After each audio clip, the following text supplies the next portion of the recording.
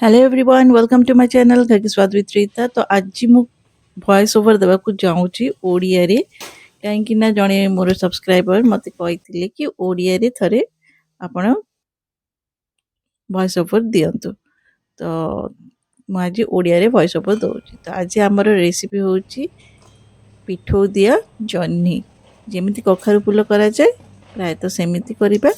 तो चलतु आरंभ करिए। तो मुझे नहीं जार रे किछि रसुण कंचा लंका जीरा आउ चाउल और हल्दी और लुण ताकू भल भाव में ग्राइंड करदबा।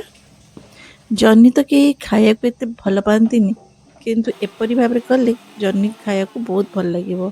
चाउल जो क्रंचीनेस ताकू बहुत स्वादिष्ट करदब।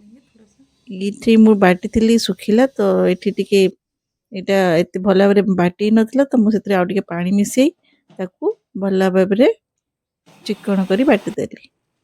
इटी मु जह्नी गुड़ी को चोपा छड़ी भल भाव में काटी देछि आउ ताकू आमे एबे फिंगर स्ट्रक्चर रे लंबा लंबा करी जोड़ा हेतिबो पछाडू किंतु लंबा लंबा करी काटी दबा एमिति दिसिबो। ताकू एपरि भाव में काटिले ताकू छाणिया भाजिया पे बहुत सुविधा हबो। सब जह्नी गुड़ी के मु एमिति लंबा लंबा करी काटी देली। चाउल दिया पिठो रे भाजिले ता ऊपर पूरा क्रंची क्रंची रहइबो आ भीतर नरम लागिबो। खाया को बहुत बढ़िया लगे। आपण निश्चय ट्राई करेंगे। या कड़े तावा नेबे लुहा तावा नले नॉनस्टिक तावा करिए बेसी भल हम। तो मुझे एबे गोले की रखी देछि। इटी आमे तावा रे टिके सोरिष तेल पकेबा। ता बहुत बढ़िया भाव में गरम हो गले ताकू आमे गोटी गोटी करी भाजी दबा।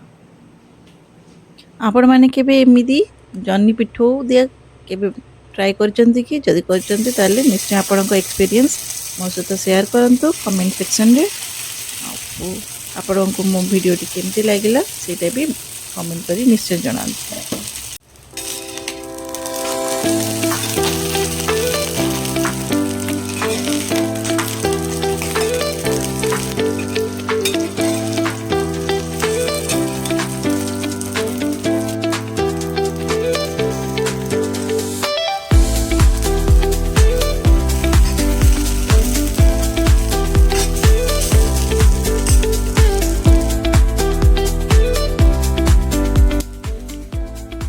तो यहीटा मु बनी कंचा कदली और मुग डाली गोटे तरकारी बड़ी परी बनी। तो या भी मुझे सहित शेयर कर सारी अन्य वीडियो रे। तो से मोर वीडियो देनी आपण मानक मो वीडियो केमती लगिला निश्चय कमेंट सेक्शन रे जणांतु। रहिली नमस्कार।